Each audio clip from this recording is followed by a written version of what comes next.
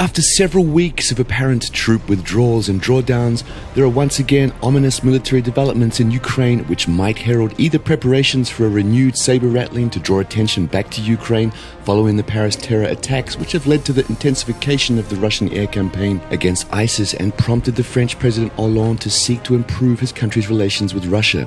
The situation gives Poroshenko a considerable incentive to attempt to escalate the conflict in order to prevent a Franco-Russian improvement in relations.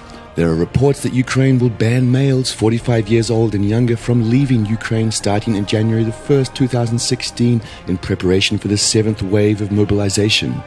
There are also reports that Ukraine is no longer releasing individuals mobilized under previous waves of mobilization whose terms of service had expired. Likewise, contract soldiers who had been signed up for a 6-month term of service are not being released from service. The atmosphere of war hysteria is being kept up by Ukrainian officials, with Alexander Turchinov in the lead, claiming that Ukraine's top 2016 priority will be its air defenses due to the demonstrated Russian air capabilities over Syria.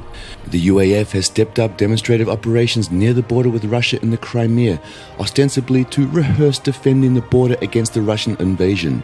There are also reports of sizable Ukrainian troop movements near the border with Novorossiya, which raises the possibility the earlier troop withdrawals are simply part of a major regrouping of UAF forces, possibly in preparation for a renewed offensive.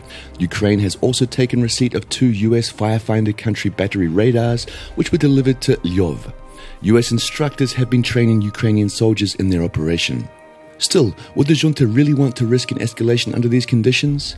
UAF units' morale remains rock bottom, with most of their casualties coming from non-combat incidents, which are usually alcohol and even drug-related, like the recent deaths of 4 mechanized brigade soldiers who have just returned from a training exercise and were killed in a drunken shootout.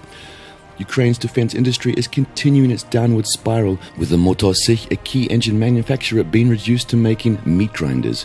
A curious metaphor indeed for the current state of Ukraine. However, whether or not Ukraine decides to start another round of fighting, one thing is certain: Russia is watching.